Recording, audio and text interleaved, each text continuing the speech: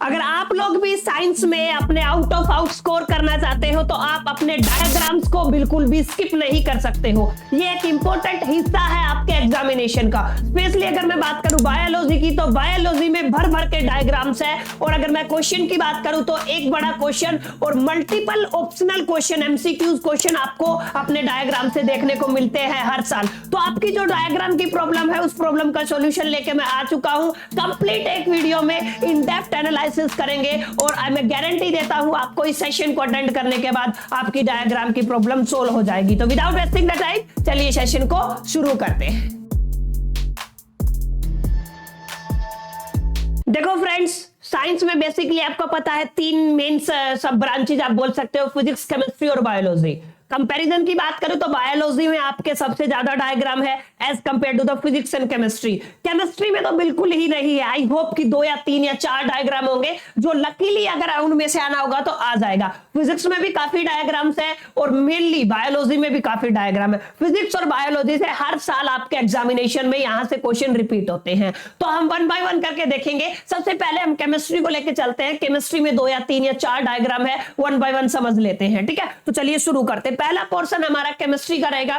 Chemistry में सबसे पहला डायग्राम है बच्चों S8, सल्फर 8 के मॉलिक्यूल का स्ट्रक्चर आपको डिफाइन करना है। अगर मैं 3D में बात करूं तो आई होप कि आपको क्लियर दिख रहा होगा। कुछ इस तरीके का स्ट्रक्चर दिखाई देता है। अब सल्फर का यहां पे पूछा जाएगा आपको इलेक्ट्रॉन डॉट स्ट्रक्चर। ये थोड़ा आप लोगों को ध्यान में रखना है। कौन सा बात कर रहा है? ये इलेक्ट्रॉन डॉट स्ट्रक्चर, इस स्ट्रक्चर की मैं बात कर रहा हूं। ठीक है, ये कई बार आपके एग्जामिनेशन में पूछा गया है, तो आपको इसी पे फोकस करना है बच्चों। किसके ऊपर? अपने इलेक्ट्रॉन डॉट स्ट्रक्चर के ऊपर। कुछ इस तरीके का आपका स्ट्रक्चर बनता है।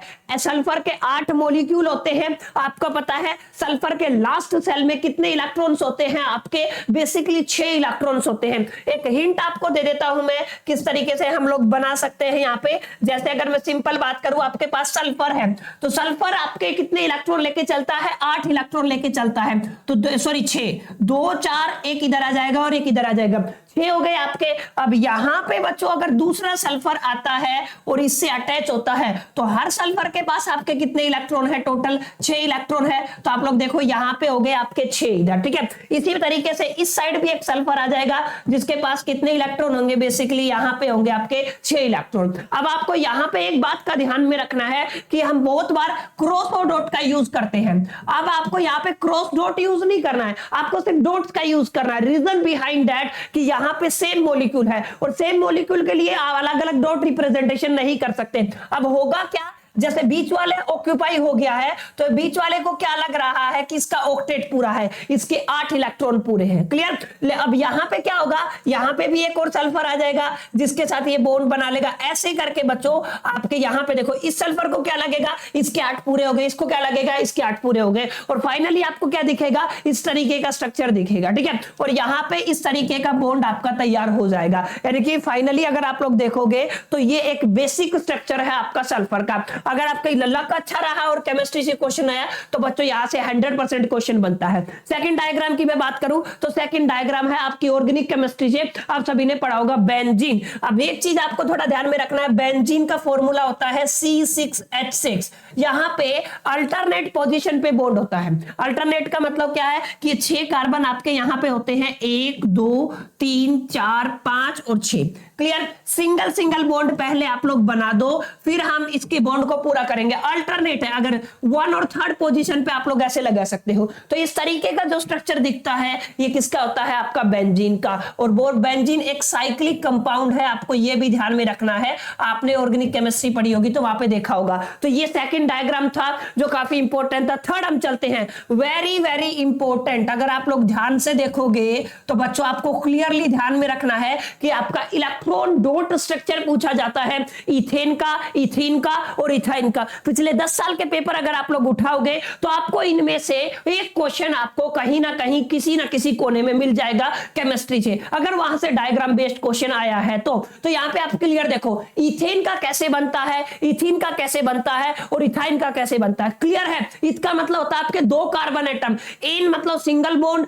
और इन का मतलब डबल बॉन्ड और वाई एन का मतलब क्या होता है बच्चों? Triple bond. मतलब आपके मल्टीपल बॉन्ड है, तो यहां पे देखोगे तो यहां पे 2 इलेक्ट्रॉन शेयर है। अगर आप लोग यहां पे देखोगे तो कितने इलेक्ट्रॉन शेयर है? 2 इलेक्ट्रॉन, मतलब एक इस वाले कार्बन का है, एक इस वाले कार्बन का है, तो एक सिंगल बॉन्ड बन जाएगा। लेकिन यहां पे देखो एक पेयर इस कार्बन का, एक पेयर इस कार्बन का, डबल बॉन्ड, और यहां पे देखो 3 के इलेक्ट्रॉन शेयर है, तो यहां पे कितना है आपका ट्रिपल बॉन्ड। तो तीनों के तीनों इलेक्ट्रॉन डॉट स्ट्रक्चर बच्चों आपको क्लियर होने चाहिए, यहां से पूछा जा सकता है। यही वो 3 क्वेश्चन थे बच्चों जहां से केमिस्ट्री में आता है। केमिस्ट्री में डायग्राम बेस्ड क्वेश्चन बहुत कम होते हैं, अगर होंगे तो 100% इन तीनों से होंगे। यहां पे physics is very important in the case of diagram. अब डायग्राम में कौन कौन से फिजिक्स में आते हैं, लाइट चैप्टर से भी भर भर के हैं, सारी चीजें अब आगे जाके हम लोग एक एक करके डिस्कस करेंगे। तो चलिए शुरू करते हैं अपने फर्स्ट डायग्राम से। आपका जो ग्लास स्लैब है उसके थ्रू हम रिफ्रैक्शन पढ़ते हैं, आप सभी ने पढ़ा होगा रिफ्रैक्शन ऑफ लाइट। अब यहां पे क्या पढ़ा था आप लोगों ने? रिफ्रैक्शन ऑफ लाइट में क्या होता है? Whenever the light is passing through one medium to another medium it's bent from its original path. यही तो आप लोगों ने पढ़ा ना कि लाइट जब एक मीडियम से दूसरे मीडियम में जाएगी तो वो जिस रास्ते से जानी चाहिए थी उससे विचलित हो जाती है, उससे कहीं ना कहीं बैंड हो जाती है, तो इसी को रिफ्रैक्शन बोलते हैं। तो सेम केस बच्चों आपका यहां पे है, ये है आपका ग्लास स्लैब, और यहां पे आपका मीडियम क्या है? यहां पे आपका मीडियम है एयर, और यहां पे भी कितना है आपका एयर। अब आप लोग ध्यान से देखोगे तो 2 तरीके से रिफ्रैक्शन होगा, एक इंटरफेस ये है आपका और एक इंटरफेस ये है, जहां पे जो आपकी लाइट है एयर से ग्लास में जाएगी, और सेकंड केस में क्या होगा? ग्लास से एयर में जाएगी। क्लियर? अब आपको करना क्या है? आपको ध्यान में रखना है रेयर और डेंसर, मतलब अगर लाइट रेयर से और डेंसर में जाती है या फिर डेंसर से फिर रेयर में जाती है, तो ये होती है आपकी टुवर्ड्स नॉर्मल और ये होती है आपकी अवे फ्रॉम नॉर्मल। ये आप सभी ने पढ़ा हुआ है। तो पहला केस क्या है? एयर से और कहां पे गई? डेंसर पे, तो टुवर्ड्स नॉर्मल होगी। देखो लाइट ऐसे आई, जानी ऐसे चाहिए थी बच्चों, क्लियर? ऐसे जानी चाहिए थी, लेकिन ये टुवर्ड्स नॉर्मल झुक गई। यहां पे एंगल ऑफ इंसिडेंट होता है, यहां पे एंगल ऑफ रिफ्लेक्शन होता है। क्लियर? ये पहला था। अब यहां पे सेम रिफ्लेक्शन होगा क्योंकि लाइट कहां से? ग्लास से, और कहां पे एंटर कर रही है? आपकी एयर में। तो अब अवे फ्रॉम द नॉर्मल, जानी तो ऐसे चाहिए थी, लेकिन देखो ये दूर चली गई है। क्लियर? तो ये refraction through the glass prism, sorry glass slab, slab से आता है, प्रिज्म से भी आता है, वो हम आगे डिस्कस करेंगे। ये डायग्राम आपको पता होना चाहिए और रिफ्रैक्शन आपको क्लियर आना चाहिए। यहां से मैथमेटिकली अगर आपने इंपॉर्टेंट क्वेश्चन वाला सीरीज देखा है या फिर वो वीडियो देखा है तो आपको पता होगा यहां से आपका स्नेल्स लॉ भी आता है, इसी पे बेस्ड होता है कि आपका स्नेल्स लॉ, जहां पे हम लोग बच्चों क्या करते हैं? साइन आई अपॉन में साइन आर किसके इक्वल रखते हैं? म्यू के इक्वल रखते हैं। अगर आप सभी ने नहीं देखा है तो मैं लिंक डिस्क्रिप्शन में दे रहा हूं, उस वीडियो को आप जाके कंप्लीटली उसको देख सकते हो, जहां पे हम लोगों ने 30 मिनट में कंप्लीट फिजिक्स को निपटा दिया है, सारे की सारी थ्योरी कवर करा दी है, सारे के सारे इंपॉर्टेंट क्वेश्चंस हम लोगों ने इंपॉर्टेंट टॉपिक्स उस वीडियो में कवर किए हैं। और उसी के डिस्क्रिप्शन में मैंने दिया कि कौन कौन से टॉपिक्स आप लोग पढ़ सकते हो, ऐसे 20% टॉपिक्स जिनको आप पढ़ के 80% स्कोर कर सकते हो। क्लियर? वो वाले जो पीडीएफ आपको डिस्क्रिप्शन में मिल जाएगी, वहां से डाउनलोड करके आप बेसिकली उन्हीं टॉपिक को तैयार कर सकते हो, क्योंकि it's time to do the smart work not the hard work. अब हमारे पास इतना टाइम नहीं है, कैसे स्मार्टली आप लोग इन 10 दिन का यूज करके, इन 5, 10, 15 दिन का यूज करके आप फाइनल एग्जामिनेशन में फोड़ सकते हो, आउट ऑफ आउट लेके आ सकते हो। वो आप सिर्फ एक ही तरीके से कर सकते हो, कैसे आप स्मार्टली पढ़ सकते हो। और जितने भी टॉपर सर निकलते हैं ना, दे आर वेरी स्मार्ट। ठीक है? ऐसा कोई कुछ रेयर कैसा टॉपर होता है जो हमेशा पूरी साल मेहनत करता है। काफी लोग 15-15, 20-20 दिन में भी पढ़ के 80, 85, 90, 95 तक लेके आते हैं। तो मैं आपको रिकमेंड करूंगा, must go through the PDF and learn कि क्या क्या पढ़ना है, क्या क्या नहीं पढ़ना है। और आई होप कि ये वाला डायग्राम आपको क्लियर हो गया होगा। ये वाला डायग्राम बेहद आसान है, ह्यूमन आई का डायग्राम है, आप सभी ने पढ़ा होगा, कल ही मैंने वीडियो में पढ़ाया है। अब ध्यान से देखो, काफी इंपॉर्टेंट है। यहां से 2 ही क्वेश्चंस आते हैं, सॉरी 3। प्रिज्म पे बेस्ड क्वेश्चन होता है, अच्छा डिफेक्ट्स पे बेस्ड क्वेश्चन होता है, या फिर ह्यूमन आई पे बेस्ड आपका क्वेश्चन होता है। डायग्राम आपको क्लियर होना चाहिए। जिस रास्ते से जो ट्रांसपेरेंट लेयर होती है, जिसके थ्रू लाइट अंदर जाती है, उसको क्या बोलते हैं आप लोग? कॉर्निया। ठीक है? यहां पे एक होल होता है जिसको हम लोगों ने क्या बोला है? प्यूपिल बोला है, जिसको कंट्रोल कौन करता है? आपका आइरिस करता है। इसके पीछे बच्चों आपका लगा होता है लेंस, ये क्या है? आपका लेंस है। क्लियर? और ये लेंस जिनसे कनेक्ट होता है उनको क्या बोलते हैं हम लोग? Ciliary muscles. आई होप कि क्लियर हो गया होगा, ये क्या होते हैं आपके सिलियरी मसल्स। और पीछे जो आपको ये लेयर दिख रही है बच्चों, इसको क्या बोला जाता है? इसको बोला जाता है आपका रेटिना। और रेटिना, और यहां पे ये है ऑप्टिकल नर्व, यहां पे एक स्पॉट होता है, एक धब्बा होता है जिसको हम लोग क्या बोलते हैं? Blind spot. ठीक है? और यहां पे एक लिक्विड भरा होता है, ठीक है, विट्रस और एक्वस ह्यूमर, यहाँ पे आपका एक लिक्विड होता है और यहाँ पे एक फ्लूइड होता है। क्लियर? ये एक बेसिक डायग्राम है जो आपको आई होप कि बहुत बार आप लोगों ने पढ़ लिया होगा। यहां से वेरी वेरी इंपॉर्टेंट, यहां से क्वेश्चन आ सकता है, take it serious. I hope कि क्लियर हो गया होगा ये वाला डायग्राम। अब आगे चले, दो तरीके के डिफेक्ट होते हैं, पहला क्या होता है आपका मायोपिया और दूसरा क्या होता है हाइपर मायोपिया या फिर हाइपरमेट्रोपिया बोलते हैं इसको। क्लियर? ये थोड़ा सा प्रोनाउंसिएशन में गलत है, थोड़ा ध्यान में रखना, ठीक है। ये मायोपिया में क्या होता है, मायोपिया में आप सभी को पता है कि हम पास की चीजें देख पाते हैं लेकिन दूर की चीजें नहीं देख पाते, इसको शॉर्ट साइटनेस भी कहते हैं, ठीक है। तो यहाँ पे क्या होता है आपकी आई बॉल बड़ी हो जाती है, तो जो रेटिना था इमेज पहले बन जाती है, रेटिना पे नहीं बनती है। दैट्स व्हाई हम क्या करते हैं, इसको करेक्ट करते हैं आपके इस लेंस द्वारा, जिसको आप लोग क्या बोलते हो, कॉनकेव लेंस। यस क्लास, क्या बोलते हैं आप लोग इसको, कॉनकेव लेंस। इससे करेक्ट करते हैं और इमेज बन जाती है। तो ये वेरी वेरी इंपॉर्टेंट डायग्राम आपके पेपर में आ सकता है। अच्छा, जब आपका हाइपरमेट्रोपिया होता है तो हम कौन सा लेंस यूज करते हैं, कॉन्वेक्स लेंस यूज करते हैं। इसमें क्या होता है, इमेज रेटिना से पीछे बनती है क्योंकि जो आपका साइज है आई बॉल का साइज वो स्मॉल हो जाता है, ठीक है। यहाँ पे क्या हो जाता है, यहाँ पे बच्चों आपका हो जाता है लार्ज। ये सारी चीजें हम लोग पढ़ चुके हैं, तो दोनों डायग्राम इंपॉर्टेंट है, ध्यान से देखो। अगर आता है मायोपिया हाइपरमेट्रोपिया के डायग्राम बेस्ड आपको क्वेश्चंस आते हैं या फिर यहाँ पे जनरली पूछेगा कि यार इसको कैसे करेक्ट कर सकते हो और एग्जैक्टली इसके अंदर होता क्या है, तो आप इस तरीके से इनको क्या कर सकते हो, बना सकते हो, ठीक है। अब आगे चलते हैं, ये है आपका सबसे important diagram, refraction of light through the prism. आप सभी ने पढ़ा होगा, ये वाला जो एंगल होता है बच्चों यहाँ पे प्रिज्म में, इसको बोलते हो एंगल ऑफ प्रिज्म। और ये कितने डिग्री का होता है, 60 डिग्री का, क्योंकि तीनों साइड्स बराबर होती हैं और 180 को 3 हिस्सों में तोड़ दिया तो 60 प्लस 60 प्लस में 60 इक्वल इक्वल एंगल क्या हो जाएगा, डिस्ट्रीब्यूट हो जाएगा। क्लियर? यहां से जो लाइट आके गिरती है बच्चों, उसको आप लोग क्या बोलते हो, इंसिडेंट बीम या फिर इंसिडेंट रे भी कह सकते हो आप, इंडिविजुअली क्या कह सकते हो, रे। यहां पे ये आपका नॉर्मल है तो ये वाला एंगल क्या होगा आपका, एंगल आई। क्लियर? अब लाइट जानी तो ऐसे चाहिए थी बच्चों, ठीक है, लेकिन ये क्या हुई, मुड़ गई, रिफ्रैक्शन की वजह से क्या हो गया है, ये मुड़ गया है, ठीक है। अब यहां पे भी इसको नॉर्मल मिलेगा, यहां से भी ये क्या हो जाएगी, मुड़ जाएगी। क्लियर? अब देखो लाइट जानी तो ऐसे चाहिए थी, गई कहां से, यहां से, तो इतना एंगल डेविएट हो गया इसका, इसको बोलते हो आप लोग एंगल ऑफ डेविएशन, डी से रिप्रेजेंट किया जाता है बच्चों, ठीक है। और नॉर्मल और इसके बीच में कितनी मुड़ी, इसको बोलते हो एंगल ऑफ इमरजेंस या फिर, और जो ये लाइट होती है लास्ट में, इसको क्या बोला जाता है, इमरजेंट बीम या फिर इमरजेंट रे। आई होप कि क्लियर हो गया होगा। ये एक बेसिक सा डायग्राम है, किसके केस में है बच्चों, ये आपका ये प्रिज्म के केस में है। वेरी वेरी इंपॉर्टेंट, पेपर में आ सकता है, ध्यान से समझे। यहां से 3 ही क्वेश्चन बनते हैं ह्यूमन आई से। पहला आई का डायग्राम, मायोपिया हाइपरमेट्रोपिया में क्या होता है, कैसे उसको करेक्ट कर सकते हो, उसके लिए रे डायग्राम। और तीसरा क्या है आपका प्रिज्म, यहां से भी डिस्पर्जन का एक केस हो रहेगा, वो आगे हम पढ़ेंगे। डिस्पर्जन में क्या होता है, व्हाइट लाइट आती है 7 कलर में टूट जाती है। ये आपकी इंसिडेंट रे थी, व्हाइट लाइट थी, कितने कलर में टूट गई, 7 कलर में, ठीक है। स्क्रीन है, यहाँ पे आपको एक फॉर्मूला बन जाएगा जिसको आप लोग क्या बोलते हो, विबग्योर। सिंपल है, नो डिफिकल्ट टास्क। आप कैसे बनाओगे पेपर पे, ऐसे बना सकते हो, ये आपने इंसिडेंट राइट डाला, ठीक है, ये यहाँ पे टकरा के नॉर्मल से ये 2 कलर में आपका टूट जाता है। बेसिकली कितने कलर में टूट जाता है, 2, यहाँ पे 7 कलर आ जाता है। कौन सा मैंने बताया ना, विबग्योर। आप बना सकते हो, यहाँ पे क्या बना सकते हो, विबग्योर, और इसको बोलते हैं आप लोग beam of light. Yes class, क्या बोलते हैं आप लोग, बीम ऑफ लाइट, ठीक है। तो इस तरीके से आप लोग इस डायग्राम को भी क्या कर सकते हो, क्लियर कर सकते हो। इसको क्या बोलते हैं आप लोग, डिस्पर्जन। व्हाइट लाइट ब्रेक होगी है 7 कलर में, तो इसको क्या बोला जाता है बच्चों, dispersion of light. Clear? I hope की उम्मीद करता हूं ये वाला डायग्राम क्लियर हो गया होगा।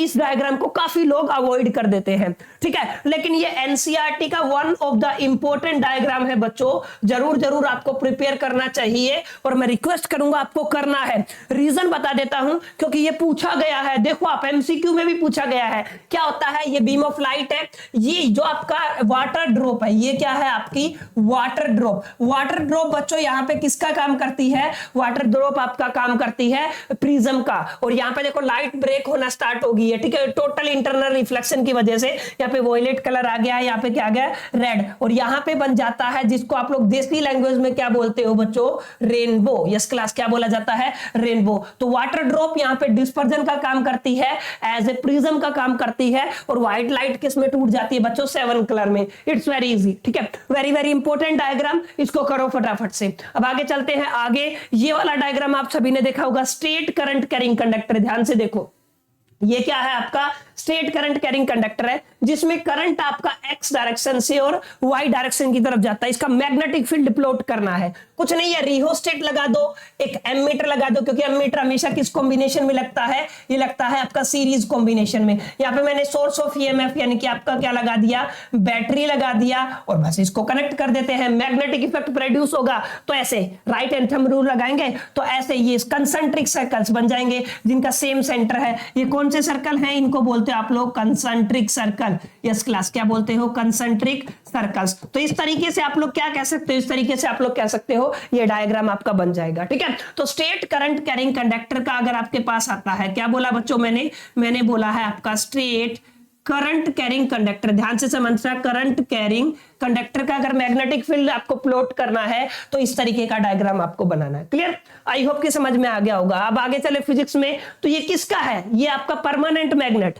जिसमें हम किसकी बात करते हैं, बार मैग्नेट की। दो पोल होते हैं, north pole and south pole. North pole से हमेशा निकलती है मैग्नेटिक फील्ड लाइंस, जिसको आप लोग बोलते हो, और इसमें क्या हो जाती है, इनसाइड हो जाती है। आउटसाइड क्या होती है, नॉर्थ टू साउथ डायरेक्शन होती है, लेकिन इसमें क्या होती है, साउथ टू नॉर्थ होती है। क्लियर, तो इस तरीके की डायरेक्शन आपको देखने को मिल सकती है बच्चों। क्लियर क्लियर, यहां पे भी आपका पूछा जा सकता है, बार मैग्नेट का मैग्नेटिक फील्ड प्लॉट कीजिए। सोलेनोइड का केस कंफर्म है, इसका सेम मैग्नेटिक फील्ड बनता है एज ए बार मैग्नेट, आपको ध्यान में रखना है, एज ए बार मैग्नेट। मैंने कराया भी था, ठीक है, तो आपको थोड़ा ध्यान में रखना है। यहां से करंट आएगा, यहां से करंट क्या होगा, आएगा, यहां से करंट क्या होगा, आउट होएगा। तो यहां पे देखो इनसाइड है, ये क्या आपका इनसाइड, तो ये वाला जो पोल है ना, ये साउथ की तरह काम करता है, ये किसकी तरह काम करता है, नॉर्थ की तरह काम करता है। और इनसाइड में जो मैग्नेटिक फील्ड लाइंस है बच्चों, जो मैग्नेटिक फील्ड लाइंस है, वो इनसाइड में आपके सोलेनोइड वो कैसी हो जाती है, वो हो जाती है आपकी पैरेलल। तो आपको थोड़ा ध्यान में रखना है।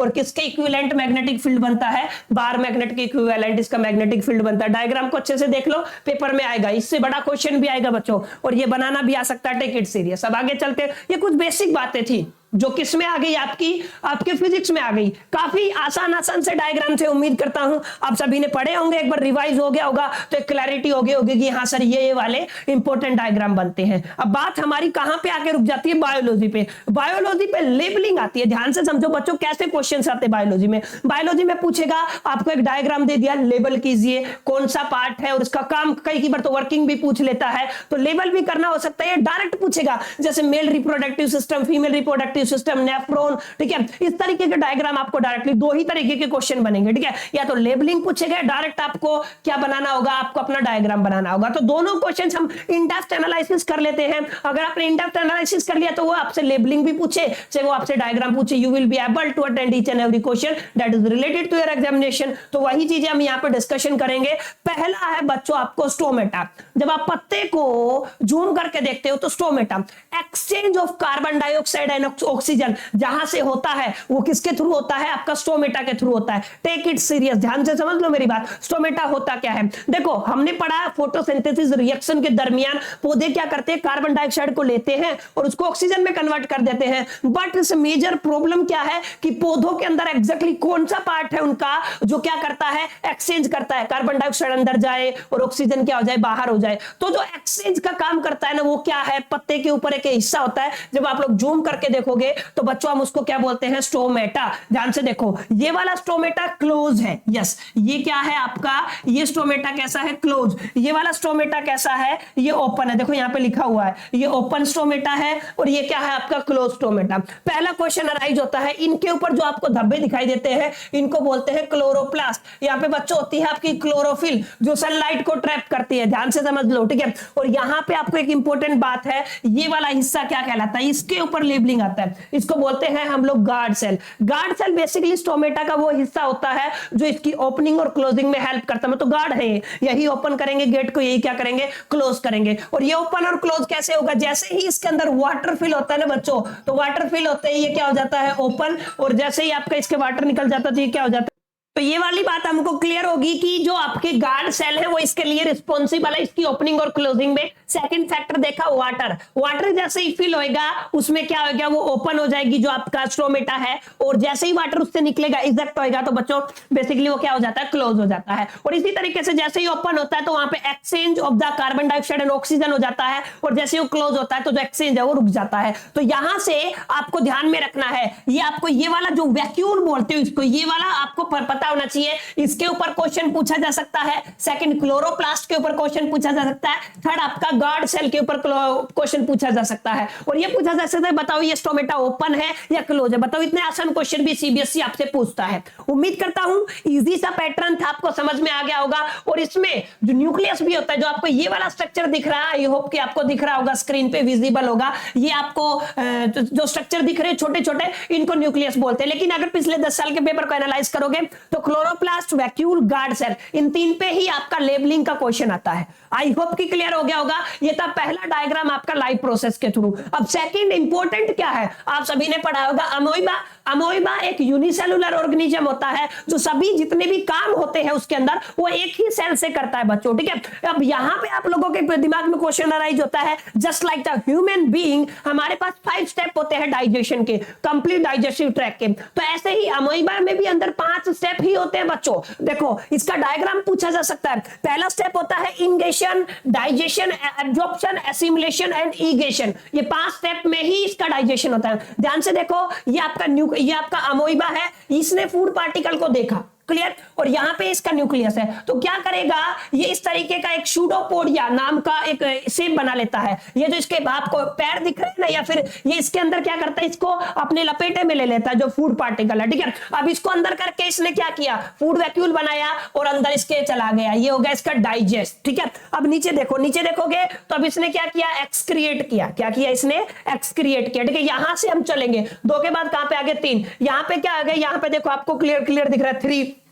फिर क्या होगा 4, एनर्जी इसको मिल गया, एनर्जी मिलने के बाद इसने क्या कर दिया, यहां से इजेक्ट कर दिया, क्लियर। तो पहले स्टेप में क्या होता है, इसने फूड पार्टिकल को देखा और सूडोपोडिया को जनरेट किया। ये पहली स्टेप बच्चों क्या कहलाती है, ये कहलाती है आपकी इनिगेशन। सेकंड स्टेप में क्या करेगा, फूड वैक्यूल बन जाएगा, और यहां पे देखो इसने फूड पार्टिकल को अपनी बॉडी के अंदर डाल लिया, तो ये वाली स्टेप क्या कहलाती है, ये कहलाती है आपकी डाइजेशन। ध्यान से देखो, और 3 स्टेप में क्या है आपका, 3 है एब्जॉर्प्शन। यहां से एब्जॉर्प्शन हो रहा है, जो भी न्यूट्रिशन है, वाटर मॉलिक्यूल है, जो भी है सब एब्जॉर्प्शन हो रहा है। 4th स्टेज में जाके एसिमिलेशन, एनर्जी का डिस्ट्रीब्यूशन हो जाता है, ये 4th स्टेज है बच्चों। 5th स्टेज में हम क्या करते हैं, egestion, excretion, waste product remove from the body. तो 5 स्टेप बेहद आसान तरीके से आपके स्क्रीन पे है। इस तरीके से डायग्राम को बना के आओगे तो आपके 100% नंबर है इस डायग्राम से, ठीक है। अच्छा, कितने भी नंबर का क्वेश्चन हो, और इसमें 5 स्टेप्स को मैंने एक्सप्लेन कर दिया है। ये पूछा जा सकता है इस पार्ट को क्या बोलते हैं, व्हाटएवर। उम्मीद करता हूं आपको क्लियर हो गया होगा ये अमोइबा का डायग्राम। आगे चले तो अब किसकी बात आती है, ह्यूमन डाइजेस्टिव सिस्टम की। That is the most important aspect. अब आपको ध्यान में ये रखना है बच्चों, जब आप ह्यूमन डाइजेस्टिव सिस्टम की बात करते हो ना, तो यहां पे मैंने स्पेशली ऐसा डायग्राम लिया है कि हम साथ साथ इनको बनाते चले। बेसिकली मैंने 12 पार्ट्स मेंशन किए हैं, इनमें से कोई भी लेबल करने के लिए पूछा जा सकता है। 12 पार्ट्स को हर एक को हम क्या करेंगे बच्चों, प्रॉपर तरीके से मेंशन करेंगे। तो पहला ये फर्स्ट पार्ट है, ये होता है बच्चों आपका माउथ, यानी कि जो आपके डाइजेस्टिव ट्रैक्ट का, डाइजेस्टिव सिस्टम का पहला हिस्सा क्या है, माउथ। माउथ के नीचे ही आपको दिख रहा होगा आपके टीथ होते हैं, तो सेकंड पोजीशन किसकी है, आपकी टीथ की, ये सेकंड पोजीशन होगी। थर्ड पोजीशन पे इन सब के माउथ के पीछे जो आपका थर्ड पोजीशन है, इसको बोलते हैं आप लोग सैलिवरी ग्लैंड। आप सभी ने सुना होगा, इसका नाम पढ़ा होगा लाइफ प्रोसेस के दरमियान। तो हम इसको क्या बोलते हैं बच्चों, हम इसको बोलते हैं सैलिवरी ग्लैंड। तो थर्ड हो गया। अब सैलिवरी ग्लैंड से थोड़ा सा नीचे आओगे, 4 नंबर पे आपको दिख रहा है, इसको बोलते हैं फेरानेक्स। ये आप सभी ने सुना होगा। अब इसका हम रेस्पिरेशन के केस में भी काफी यूज करते हैं, फेरानेक्स बोलते हैं उसको, क्लियर है, एनएक्स, ये होगा आपका फेरानेक्स। अब ये जो है आपका 5th, इसको क्या बोलते हैं, फूड पाइप। अब फूड पाइप का दूसरा नाम आप सभी ने सुना होगा, ये क्या होता है आपका ईसोफिगस। फूड पाइप से खाना इसकी साइड में चलोगे लेफ्ट में, ये 6 नंबर पे, तो 6 नंबर पे आपका होता है लीवर। आई होप कि क्लियर हो गया होगा। 7 नंबर पे जाओगे तो ये आपका स्टोमक होता है, आप सभी को पता होगा। ये क्या है आपका स्टोमक। 8 नंबर पे इधर आओगे, स्टोमक से थोड़ा सा नीचे अगर चलोगे, स्टोमक के नीचे जो है वो है आपका पैंक्रियाज। यस क्लास, क्या है आपका पैंक्रियाज, तो इसको थोड़ा ध्यान में रखना है। 9 नंबर पे चलोगे पैंक्रियाज से, तो जो बड़ा हिस्सा दिख रहा है ये है आपका 9 नंबर आपका लार्ज इंटेस्टाइन है, और 10 नंबर पे आप लार्ज इंटेस्टाइन, और ये 10 नंबर पे क्या है आपका है स्मॉल इंटेस्टाइन। आई होप कि क्लियर हो गया होगा, आपको दिख रहा होगा small intestine and large intestine, ठीक है। अब 11 नंबर पे इसको बोलते हो रेक्टम। यस, ये क्या है आपका, इसको हम बोलते हैं बच्चों रेक्टम। और ये लास्ट वाला जो 10 नंबर 12वां हिस्सा है, इसको हम लोग क्या बोलते हैं, इसको हम लोग बोलते हैं एनस। तो ये टोटल 10 पार्ट हैं आपकी बॉडी के। आई होप कि किसी को भी लेबल करने के लिए बोल सकता है या फिर कंप्लीट इसको बनाने के लिए भी बोल सकता है। तो ये बहुत ज्यादा इंपॉर्टेंट है। Human digestive system is very important on the point of view of your examination. Labelling की जब बात आती है, अमीबा वाला क्वेश्चन बच्चों पूछा जाता है, और ह्यूमन डाइजेस्टिव सिस्टम वाला भी क्वेश्चन पूछा जा सकता है। एक एक को मैंने लेबल करके बता दिया है, और ये टोटल डायग्राम की पीडीएफ मैं आपको लिंक डिस्क्रिप्शन में दे रहा हूं, वहां से जाके आप लोग डाउनलोड कर सकते हो। अब चलते हैं आपका ह्यूमन रेस्पिरेटरी सिस्टम। यहां पे बहुत सारे बच्चों को कंफ्यूजन होता है एवोलियो वगैरह का, तो ध्यान से समझे। मैंने यहां पे ह्यूमन रेस्पिरेटरी सिस्टम में 6 पार्ट बनाए हैं, 6 के 6 में से कोई भी लेबल करवा सकता है। पहला जो हिस्सा होता है उसको बोलते हो नेसल कैविटी। जो पहला हिस्सा आपका शुरू होता है वो कहां से शुरू होता है बच्चों, वो शुरू होता है नेसल कैविटी से। तो आई होप कि पहला क्लियर हो गया होगा। यहाँ पे पहला हिस्सा क्या है आपका नेसल कैविटी, ठीक है। यहाँ पे अब नेसल कैविटी से थोड़ा सा नीचे आओगे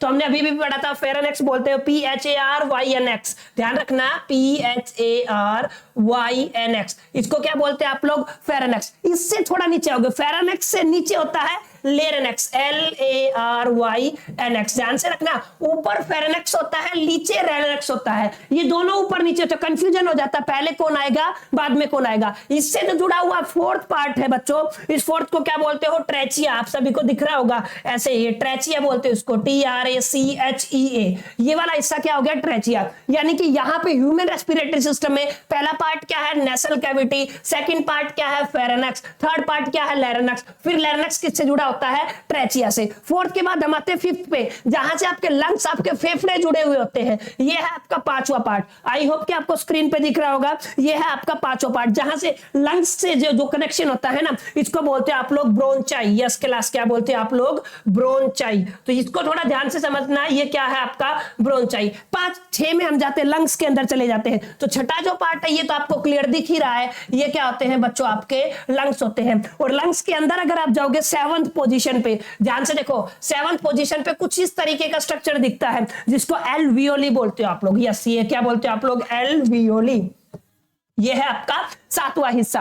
8वां हिस्सा आपका यहां पे दिख रहा होगा, जहां पे डबल सर्कुलेशन सिस्टम आता है, ठीक है, जहां पे आपका हार्ट वाला केम आता है, ठीक है, इसको क्या बोलते हैं आप लोग, हार्ट। यहां पे अंदर पे क्या होता है, हार्ट होता है, ठीक है। उम्मीद करता हूं आपको ये 8 के 8 समझ में आ गए होंगे। नेसल कैविटी, फेरेनेक्स, लेरेनेक्स, ट्रेचिया, ट्रेचिया के बाद आएगा ब्रोंचाई, ठीक है, ब्रोंचाई के बाद आएगा लंग्स, फिर आएगा एल्वियोली, और फिर हम कहां पे जाएंगे, हार्ट के ऊपर जाएंगे। तो ये 8 कितने हैं, 8 के 8 वेरी इंपॉर्टेंट है। यहां से क्वेश्चन आ सकता है लेबलिंग के लिए, आपको ये भी ध्यान में रखना है। उम्मीद करता हूं ये समझ में आ गया होगा। अब ये आपका पता ही है आपको, ये क्या है, ह्यूमन हार्ट है। इसके बारे में आपको पता है, ये ऊपर वाला हिस्सा होता है एट्रियम, नीचे वाला हिस्सा होता है वेंट्रिकल। अब जैसे मैं यहां पे खड़ा हूं, अब मेरे वाला ये वाला हिस्सा राइट है, लेकिन इस डायग्राम में ये लेफ्ट है। हम ऐसे सामने से देखते तो ये लेफ्ट, और ये क्या हो गया, राइट, ठीक है। तो यहां पे ऊपर वाला हिस्सा क्या है, लेफ्ट एट्रियम, और ये वाला बच्चा क्या हो जाएगा,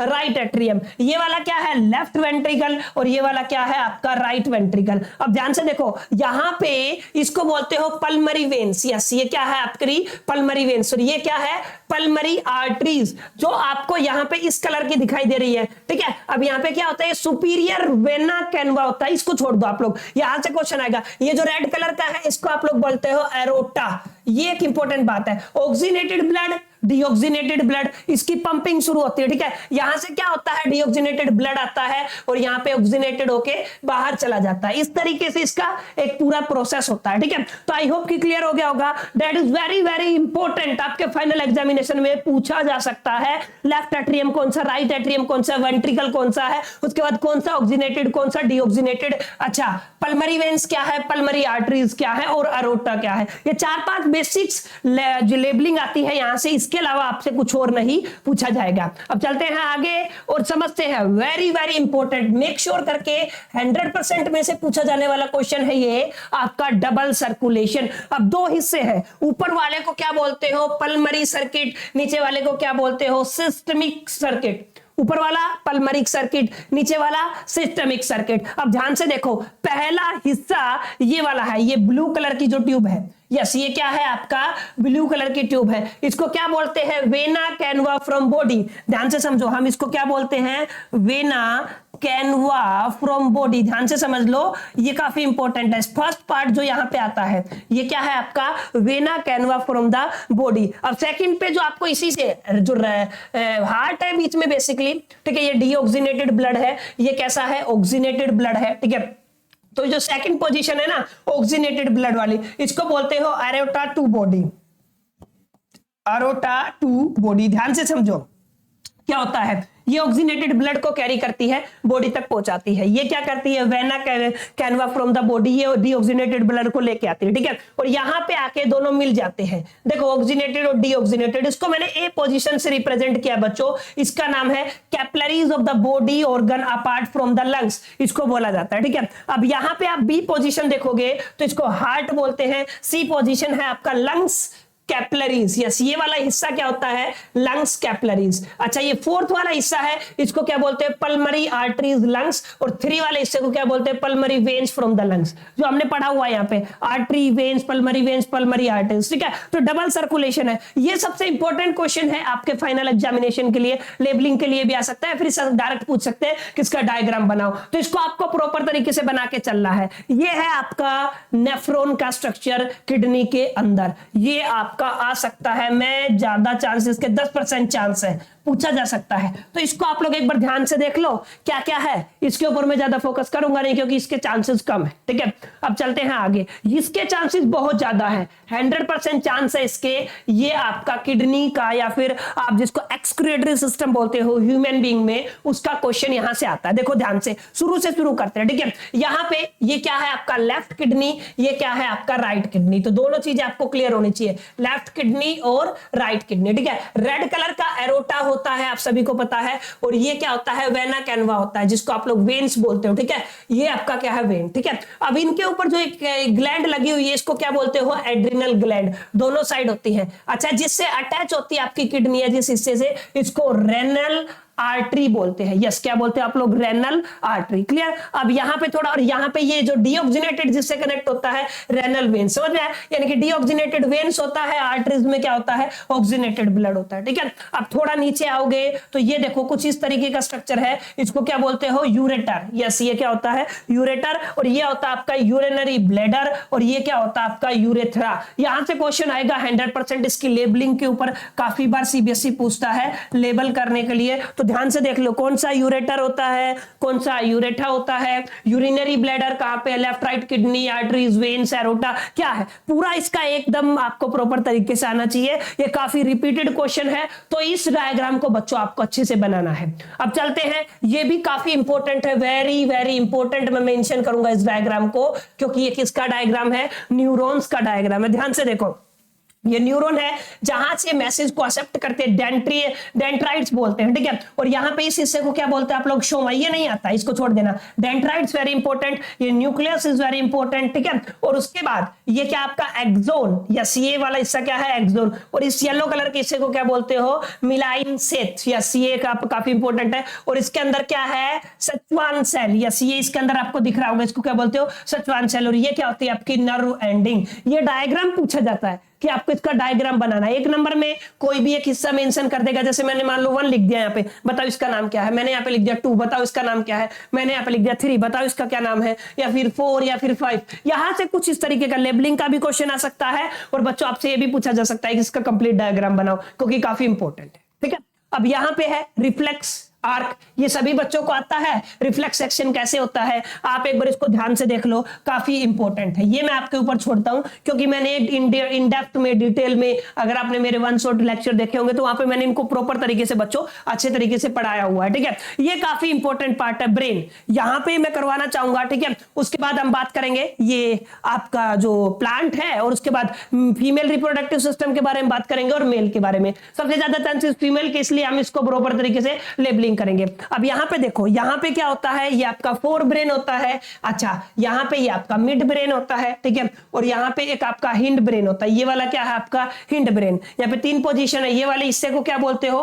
पोन्स, इसके नीचे वाले हिस्से को मेडुला, और ये वाला जो आपको ट्री जैसा, पत्ते जैसा दिख रहा है ना, इसको बोलते हो सेरेबेलम, BELLUM। और ऊपर वाला सबसे ज्यादा जो आपको दिख रहा है ना, ये होता है सेरेबम, जो 80% होता है, लगभग 80% बता रहा हूं डायग्राम के बेस पे। ठीक है, ये कितना होता है, 80% सेरेबम होता है। ये ऊपर जो दिख रहा है ना आपको, इसको बोलते हो सकल। सकल का मतलब हिंदी में जिसको आप लोग पढ़ते हो ना, खोपड़ी। यस, ये क्या है आपका खोपड़ी। ठीक है, और ये क्या होता है आपका हाइपोथैलेमस, ये व्हाइट कलर का जो दिख रहा है। ठीक है, पिट्यूटरी ग्लैंड होता है इसके नीचे। यहाँ पे ये जो क्या है आपका पिट्यूटरी ग्लैंड, और इसको क्या बोलते हैं आप लोग, मिड ब्रेन। ये काफी इंपॉर्टेंट डायग्राम है, पेपर में आ सकता है, अच्छे से ध्यान से देखो। ठीक है, अब हम बात करते हैं, ये भी काफी इंपॉर्टेंट है, इसकी लेबलिंग आप लोग कर सकते हो, आई होप। ठीक है, और ये मेल रिप्रोडक्टिव सिस्टम काफी बार आता है, इसके बारे में भी आपको पता होगा। हम बात करते हैं इस पे फीमेल रिप्रोडक्टिव सिस्टम की, क्योंकि यहां से लेबलिंग काफी बार पूछी जाती है। ये वाला पहला हिस्सा है जो आपको दिख रहा है, ये वाला हिस्सा क्या है आपका पहला, तो पहले को बोलते हैं आप लोग वेजिना। यस, क्या बोलते हैं आप लोग, इस पार्ट को क्या बोलते हो, इसको हम लोग बोलते हैं वेजिना।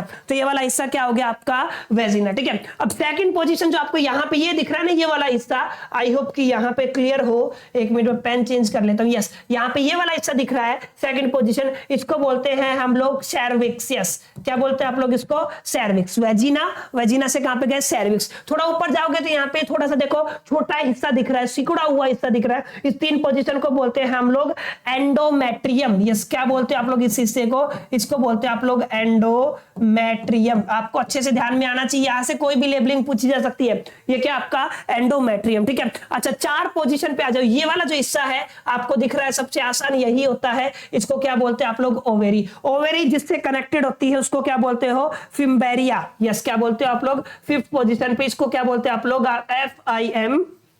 FIMBRIAE। यस, क्या बोलते हो, BRIAE। ये क्या हो गया आपका फिम्बेरिया। 6th पोजीशन पे होता है आपका फैलोपियन ट्यूब। यस, ये वाली जो ट्यूब है ना, ये वाली ट्यूब दोनों साइड है 6th पोजीशन पे, इसको क्या बोलते हैं आप लोग, फैलोपियन ट्यूब। यस, क्या बोलते हैं आप लोग इसको, फैलोपियन ट्यूब। थोड़ा ध्यान में रखना, इसको क्या बोलते हैं आप लोग, फैलोपियन ट्यूब। और last and final uterus. Yes, ये जो 7 हिस्सा होता है इसको क्या बोलते हैं आप लोग, यूटेरस। यस, ये क्या होता है आपका यूटेरस। ये आपका फीमेल रिप्रोडक्टिव सिस्टम है। इस तरीके से लेबलिंग होगा, और इसी तरीके से क्वेश्चन आपके फाइनल एग्जामिनेशन में पूछा जाएगा। 100% श्योर क्वेश्चन है, मेल और फीमेल रिप्रोडक्टिव सिस्टम। इसको अच्छे से बना लेना बच्चों। ठीक है, यहाँ पे आप सभी को पता है, जैसे ये इसके अंदर जो ट्यूब होती है इसको क्या बोलते हैं आप लोग, यूरेथ्रा।